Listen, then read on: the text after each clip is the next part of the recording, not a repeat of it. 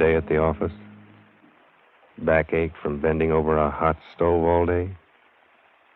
Want to get away from it all? We offer you escape.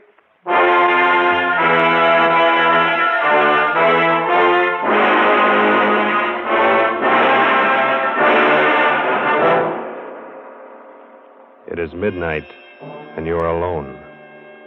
Suddenly the room is plunged into darkness. You sit frozen with terror, because something is there behind you. Something you feared would come. Something from which you must escape. Escape, produced and directed by William N. Robeson, and carefully plotted to free you from the four walls of today for a half hour of high adventure.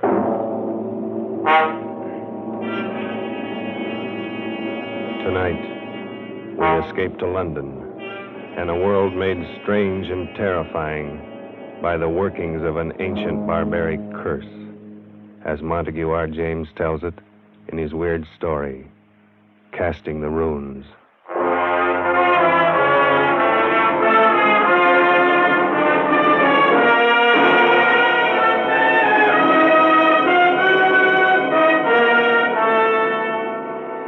My name is Edward Dunning. I'm a scientist. I'm used to dealing with facts, not fairy tales. I'm regarded as Britain's leading authority on medieval life. And as such, I've studied much of the ancient fears and barbaric superstitions of those times. I should have been the first to scoff at any suggestion that the ancient powers of evil, the black magic of Teutonic days, could be believed and practiced in the 20th century. A few weeks ago, I should have laughed had you told me that a curse, a hex, could kill a man. Today, I cannot laugh. It has happened to a man I know of. And now, it's happening to me. My first presentiment of danger came on that day a few weeks ago when I dropped in to see Alfred Smythe, Secretary of the National Science Association, and found him in a state of irritation. Blast it all, Dunning. I almost wish you hadn't been so brutally honest in your report on that Carswell paper. Why? What's the trouble? Oh, he's such a frightful fellow. He's raising a terrible row. You mean Carswell himself? Yes, it's bad enough a vicious charlatan like that calling himself a scientist. But now he's taking all his vindictiveness out on me. Sorry, old chap. It's really me he'd like to get at. As a matter of fact, that's just what his last letter was about. He wants to know what supposed authority wrote the report rejecting his paper. You didn't give him my name. Heavens, no. As a matter of fact, Dunning, I haven't and I won't, and for a very special reason. Call it silly, call it crazy, call it what you will. I have an uncanny feeling about that man Carswell. Why? Do you know anything about him? Nothing. I've never seen him. I only know that he wrote a paper called The Truth of Alchemy. It was hopeless. Precisely. And why was it hopeless? Well, besides being abominably written, it was supposed to prove that alchemy, black magic, and such rot actually exists. I think the man really believes it. Undoubtedly he does, and that's what I mean. He lives in an isolated old house in Warwickshire. He's rarely seen elsewhere, and in his whole career he's written only two things. This paper and a history of witchcraft published 10 years ago. Yes, of course. I remember now. So that's the man. Yes, and that book was even worse than this paper. The man has a warped mind. I'm sure he's tried every unhealthy experiment in alchemy, witchcraft, and black magic. There's no telling to what lengths of vindictiveness a man like that might go. Well, it does sound a bit queer, but... Not queer, Dunning. Evil. Oh, come. Man has a right to believe what he likes. He has a right to be angry with me. Here I've glibly scoffed at the man's life's work. Well, perhaps I'm being overly suspicious and imaginative, but I think there's more than anger involved here, Edward. This may sound fantastic to you, but, well, John Harrington wrote the report condemning that witchcraft book of Carswell's 10 years ago. 3 months later, Harrington was dead. But, Alfred, what's the connection? Harrington died under very peculiar circumstances. He was walking home alone late one night, and suddenly he screamed, broke into a run, lost his hat and stick, and climbed up a tree. A dead branch gave way. He fell and broke his neck. No one's ever been able to explain why it happened. Come now, Alfred, surely you're not suggesting... I don't know what I'm suggesting. I only know that after he reviewed Carswell's book, John Harrington didn't have a moment's peace. Now, you've written an unfavorable review of this paper. If I were you, I should keep that fact well hidden. Oh, Alfred. Well, that's ridiculous. Why?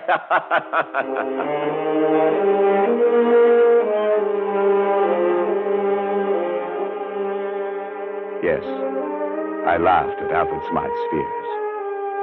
How could I have known then that I was to feel the same terror, the same agonized fear which gripped the heart of John Harrington as he crouched, panting, on the branch of a tree, with another moment or two of life, while beneath him the thing came closer and closer. I'd almost forgotten the incident when, a few nights later, I was riding home on a late train. I was half drowsing in my seat, barely keeping awake by looking idly at the car card advertisements.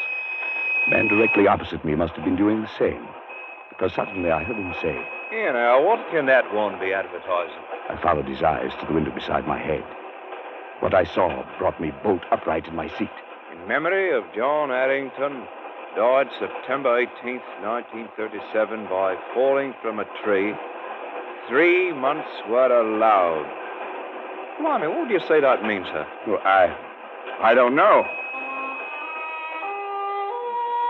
But I did know. Smythe had been right. The affair with Carswell was not over, but only begun. I asked the conductor about the card, but he was as puzzled as I was. He had never seen it before. The card must have been put there expressly for me. That meant that Carswell knew it was I who had reviewed his paper. How had he found out? I got the answer the next day. I was in the select manuscript department of the British Museum doing some research in the quiet, almost deserted room. I'd been working steadily for an hour, oblivious to my surroundings, when suddenly, just at my shoulder, I heard a voice. "Edward Dunning, you are allowed 3 months. I swung around in my seat. There was no one within 20 feet of me. I sat for a moment, shaken, and then I stooped to pick up the papers I had brushed to the floor. I straightened up to find a stout, elderly gentleman standing in front of me. Excuse me, sir. Yes? May I give you this paper? I think it should be yours. Oh, yes, so it is. I thought I had them all. This one seemed to have slid across the floor. Thank you very much. Not at all, sir. Good afternoon. He walked slowly away and out of the door. A kindly, stout old gentleman. But there was something about him that made me feel strange. I went over to the attendant. Yes, Mr. Dunning? Did you notice that gentleman I was just speaking to? Oh, yes, of course. Can you tell me his name? Why, that's Mr. Carswell. As a matter of fact, he was asking about you only the other day. Asking about me? Well, he asked who were the great authorities on medieval science. And of course, I told him you were the only one in the country. Oh, I see. Would you like to meet him, Mr. Dunning? I'll see if I can... No. No, thank you.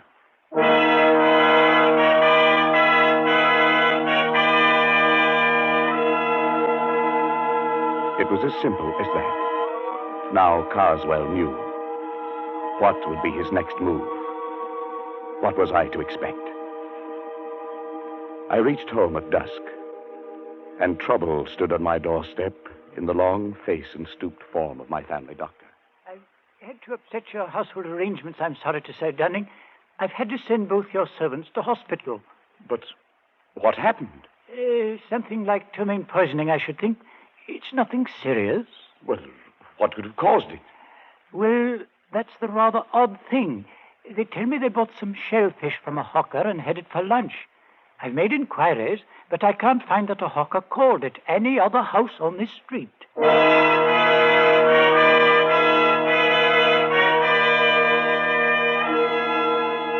Was this the next move? If so, it had succeeded. I was alone in the house, and my nervousness increased as darkness closed in and the hours advanced toward midnight. I went to bed, but almost immediately I thought I heard something. My study door opening downstairs. I went out and leaned over the banister. There was nothing moving, nothing visible. There was only a sudden, surprising gust of warm air playing about my legs. I went back into my room and locked the door. Suddenly, the lights went out. No doubt it was only a blown fuse, but the chills were playing up and down my spine. I went over to the bed and reached for my watch under the pillow. I suppose I wanted to find out the time. I don't know why. But fumbling on the pillow, my hand touched something far different from a watch. It was like a mouth with sharp teeth and hair around it, not human at all. I fled from my bedroom and spent a long and miserable night locked in the spare room, my ear to the door. But nothing came. I was not disturbed again. In the morning, I searched the house and found nothing unusual. But the mark of fear must have been stamped on my face, for Smythe noticed it next day. Dunning, you look as if you hadn't slept for weeks. Is anything wrong? I don't know, Alfred. Yes, there is. Carswell knows. How? They told him at the museum. Of course, we should have thought of that. Has anything happened yet? I don't know. It's too fantastic. It's probably my mind, hypnotic suggestion or something, but like that man Harrington, I have 3 months left. Edward. Must have been hearing things. I'm all on edge. I don't know what to think. John Harrington had a brother, Henry. Perhaps I'd better get you in touch with him. He might know more about this man, Carswell. Yes, do it. And quickly. 3 months is not a lot of time.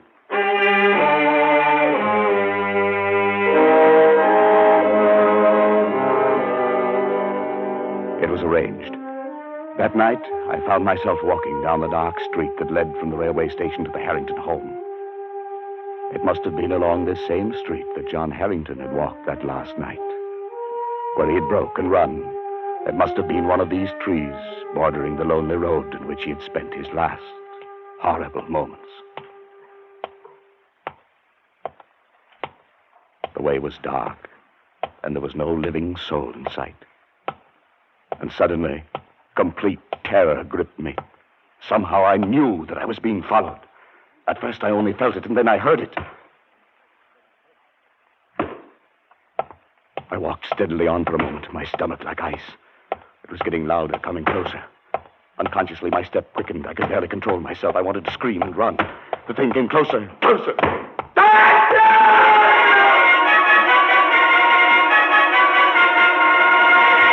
I confess, I broke and ran madly for my life.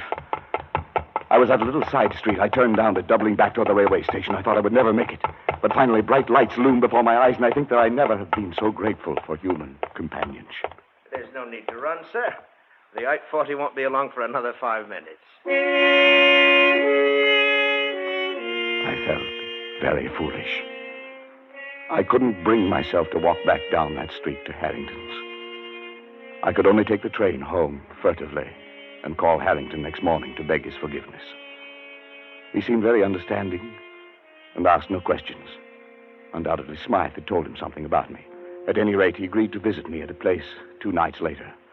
And when he arrived and was made welcome, he began to talk about his brother. Yes, Mr. Dunning. John was in a very bad state for weeks before the accident, if that's what it was. The principal thing seemed to be the notion that he was being followed. It became an obsession. Yes, I know. I don't think his death was an accident. Then perhaps you can explain it? No. But I have one clue.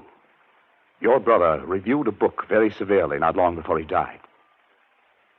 Just lately, I happened to cross the path of the man who wrote that book. And his name, of course, is Carswell. That's right. Well, as far as I'm concerned, that does it. Before he died, John was beginning to feel, much against his will, that Carswell was at the bottom of his trouble. Why? Well, it doesn't make sense. None of this does. But tell me. My brother liked music. He went to all the concerts in town, and he made a hobby of collecting the programs. One night, about 3 months before his death, he brought one home and showed it to me. I nearly missed this one, he said. It seems he'd lost his and was hunting for it under his seat when a neighbor, a rather stout elderly gentleman, offered to give John his. The kind gentleman was Mr. Carswell. Undoubtedly. I started to leaf through the program and noticed on the second page some rather curious letters, carefully written there in black and red ink. Neither of us could make much of it, except that the letters seemed to be runic. Runes. Runes, of course. Well, John thought it might be important, and debated whether he shouldn't try to return the program to the stout gentleman. But just then the door blew open, and a gust of air, of strangely warm air, blew into the room. In a flash, it took the program and blew it straight into the fire. Yes, your brother was right. He should have returned it. Well, there was nothing to be done then. No, perhaps not. But do you know what runic letters mean? Well, they're old pre-Druid script, I believe. The kind of writing the barbaric tribes used long before the Romans invaded Britain. Yes, that's right. Casting the runes, they used to call it in the old days. Casting the runes. What do you mean? Well, it was a curse, a hex. In primitive England, people thought by casting the runes, that is, handing a person a piece of paper with certain runic letters on it, that you could put that person out of the way, destroy him. It's an old superstition. And the only way to lift the curse was to return the paper to the one who gave it to you. To give it back without his knowing it. I don't believe that kind of nonsense. Neither do I. Then what was it that killed John? I don't know. Perhaps his fear of the runes, perhaps brooding about it, becoming neurotic, thinking he saw things and heard things and touched things that weren't there. Perhaps his own mind drove him to death. And what's the difference once you're dead? No difference at all. Casting the runes. Oh, it's rubbish. Yes, of course, but... Good heavens. What is it? I just remembered that day at the British Museum. He cast the runes on me.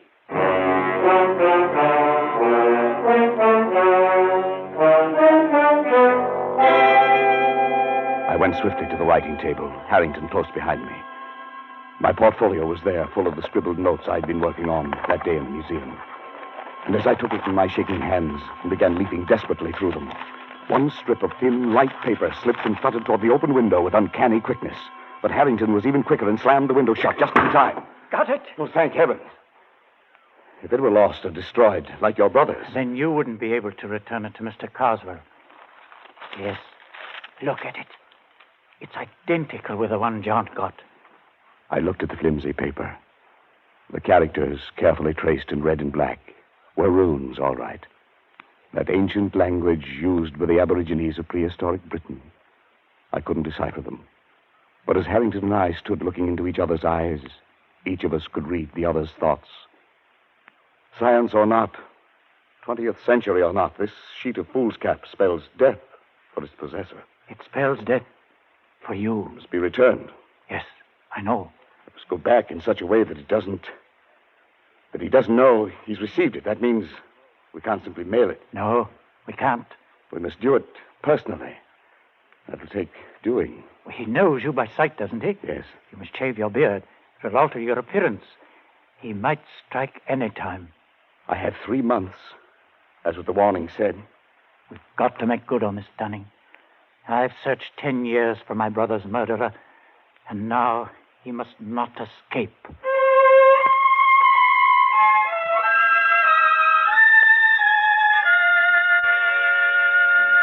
I dare not go near Carswell, so Harrington volunteered to keep a watch on him, to let me know when our chance came to return the runes, if it was ever to come. It was only a night or two after Harrington was there that I arrived home and found a calendar had come in the mail. When I examined it, I found everything after November 19th had been torn out. The next night, I had another envelope of the mail. This time it was a woodcut, an illustration torn out of a book, showing a dark, moonlit road and a man walking on it. And right behind him came a huge, dark shape, some awful demon creature. Under it were written some lines from the Ancient Mariner. And as I sat alone and read them aloud, I felt that now familiar gust of warm air playing about my legs. The man walks on and turns no more his head, because he knows a frightful fiend doth close behind him tread. Now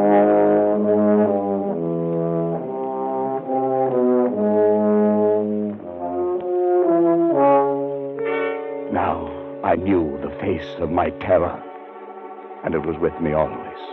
Walking down the dark street at night, I heard its footsteps behind me. In my lonely house at midnight, it roamed the halls. Like the ancient mariner and John Harrington, I never turned to look. I couldn't. My nerves were going, and I could do nothing but wait. The days, the weeks slipped by, and still Harrington had no plan. I checked off the days on the calendar Carswell had sent. Now there were 8 days remaining, then 6, then 3, 2, 1. It was the evening of the 18th. My last day on Earth was to begin at midnight. I was sitting alone in my living room, bathed in perspiration, fighting to keep my nerves in check. Suddenly, I felt that warm gust of air. I listened. There were soft footsteps. A shadow seemed to cross the hall door. And then the footsteps blended into a loud banging. No, not yet. I've still got 1 day more. Not yet. No. Denton, it's me. Oh, thank heaven. Harry, What's the matter, man? What is it? it was you knocking on the door. Your footsteps. Yes, of course. Oh, thank heaven. I thought I... Look, man, you've got to pull yourself together. It's tonight we have our chance. What chance? Carswell leaves Victoria Station by boat train tonight at 10. I'll get on with him there. You take the car I brought and drive to Croydon. Get on the train there. And be sure to bring the paper. Yes, I have it. You've shaved already. Good. Everything depends on his not recognizing you. It's Harrington. Suppose he changes his mind. Suppose he doesn't take that trip. My time runs out tomorrow. He'll be there, and you'll do it. You'll do it well. You've got to.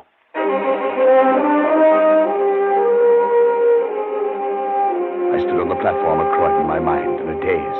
I thought the train would never come, but it did. I saw Harrington at the window. He stared coolly at me. Of course, there was to be no sign of recognition. I entered the coach and slowly made my way down the aisle to the compartment where Harrington sat. Opposite him, staring full into my face, was Carswell. He looked up as I sat down. His eyes were heavy-lidded, his face bland. It was impossible to tell whether he knew. The train started. The next stop was Dover, the end of the line. My last chance. It was time to cast the runes.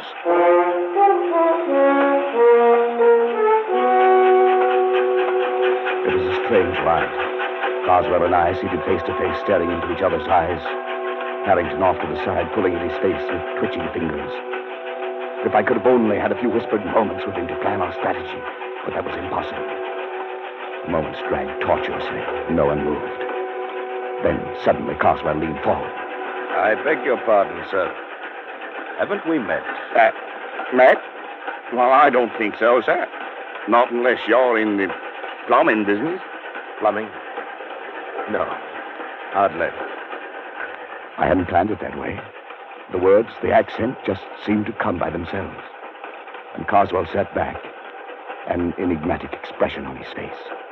I wished desperately to know what he was thinking. Then suddenly he got up and went out into the corridor. Was this my chance? I was about to slip over to his bags to see if there were ways to secrete the runes within them, when I caught Harrington's eye and read a warning in them. Carswell from the corridor was watching, waiting to see if we recognized each other. I muttered a prayer of thanks I hadn't moved. Carswell came back and took his seat. As he did so, wild, exultant hope surged up in my throat, for something slipped off his seat and dropped noiselessly to the floor. It was his ticket case, and he didn't see it. It was a small cardboard ticket case with a pocket on the cover. If I could just get to it and slip that tiny piece of paper into that pocket. For 15 agonizing minutes, I sat there and stared at it. If only Carswell would go out. But he sat stolidly staring straight ahead. We were coming into the outskirts of Dover, the train slowing down. Suddenly, Harrington stood up, reached up to the rack above Carswell to get his coat and bag. I stared at him blankly for a moment, surprised by his sudden clumsiness. And then I realized what he was up to. The bag, the coat, a briefcase all came tumbling down upon Carswell. What the devil? Oh, I say I'm sorry. I'm terribly sorry. Clumsy fool, you might have injured me. What were you trying to do? Well, It was my only chance. Carswell stood facing Harrington. I reached down, got the ticket case, and with trembling fingers slid the paper into the pocket. He turned sharply to me, and I extended the case toward him. Excuse me, sir. Is this yours? Yes, it's my ticket case. Where'd you find it? Here on the floor. Must have dropped off when... Yes. I'm much obliged to you, sir. Not at all. Not at all. He looked at me fiercely, his rage at Harrington still twisting his face into a devil's mask. Then he glanced briefly into the ticket case and put it into his pocket.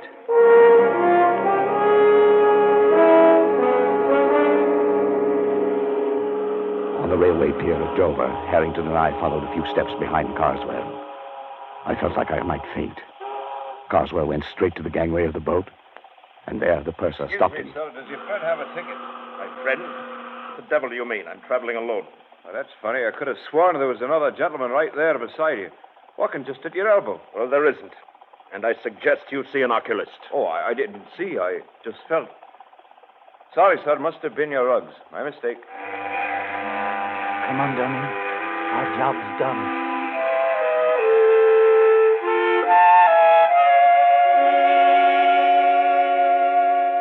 I didn't sleep that night. I lay awake and listened. But there were no footsteps, no warm gusts of air, nothing to disturb me. All day I felt remarkably free, although this was to have been my last day on Earth. But only just now, when Harrington came in, could I really relax. Oh, Dunning, have you seen the afternoon paper yet? I know, not yet. Well, here, look at it. On the second page. There. Abbeville, France. An English traveler examining the front of St. Wolfram's Cathedral today was struck on the head and killed instantly by a stone falling from the scaffolding. A note of mystery was added by the fact that although the cathedral was undergoing repairs, no workman was on the scaffolding at the time of the accident. The traveler was identified by papers found on him as a Mr. Carswell of Warwickshire. Of course, it could have been an accident. Yes. Yes, it could have been.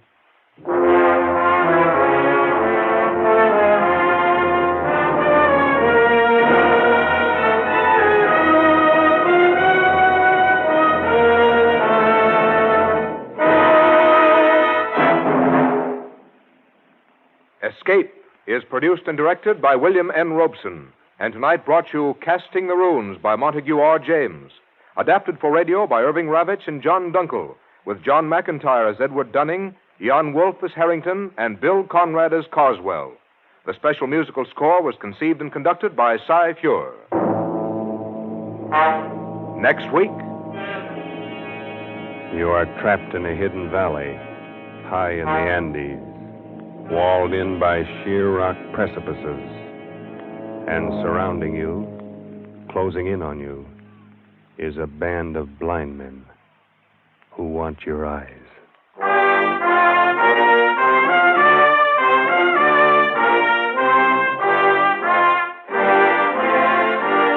next week we escape with H.G. Wells' gripping story, The Country of the Blind.